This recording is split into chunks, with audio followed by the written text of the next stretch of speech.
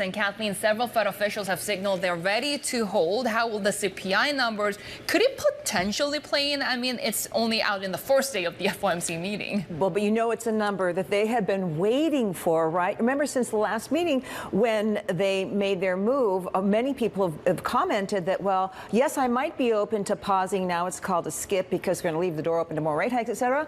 But I'm going to watch three important numbers. We got the jobs report. Now we're getting the CPI report on the first day of the meeting. Plenty of time for them to factor it in and tilt, at least, or finalize their decision. Now you can see on the monthly number a nice hefty drop in CPI. That's what used to be a normal number, 1/10.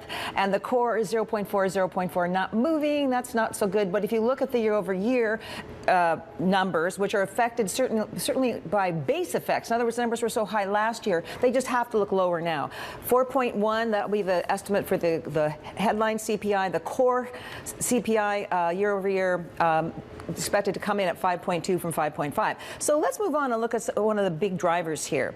And that is commodity prices. That's something that is coming down. In fact, energy prices actually fell 3.1% last month.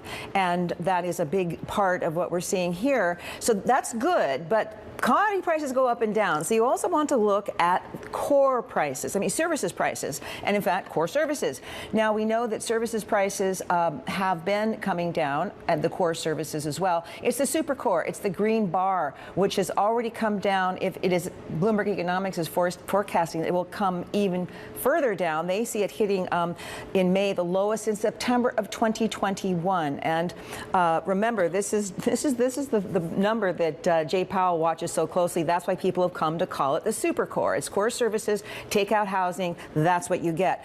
The big story today, one of the most read on the Bloomberg terminal, a city strategist warning that traders are actually underestimating just how good this number is going to be, how much it's going to drop. We'll see if they are. It could be that that it's not that they're overestimating or underestimating, Heidi. Maybe it's just that they're not quite sure that's going to happen and they want to hedge their bets for now.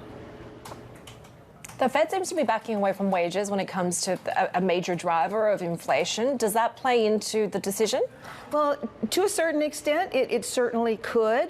Definitely some research out of various Fed regional banks have come to that conclusion. Not that it doesn't drive it at all, but it isn't as much of a driver. And of course, that would suggest to people who think the Fed is too hawkish and could harm the economy, well then, hey, you don't need to hike rates. It's not going to help to bring down wages because that's not going to have that big of an impact on inflation. The other side of the coin is, though, when the Fed looks at a hot labor market and low unemployment, they seem to talk a lot about final demand. If you've got a job, if you've got a good paycheck, you're going to keep spending money. Well, if you do that, how can you bring down inflation? Now, what we saw today from the New York Fed's survey of inflation expectations was that near term, over the next year, we saw inflation expectations come down again. You can see they're in a nice downtrend. If you look at the longer term inflation expectations, they haven't come down that much.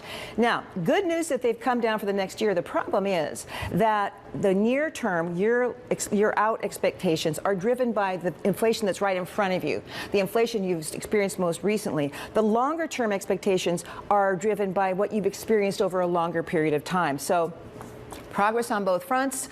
Certainly, I think, regardless of whether you're looking at tilting towards the hike, the pause, or the skip, these numbers are all going to go right into that equation you have to come to make up your mind.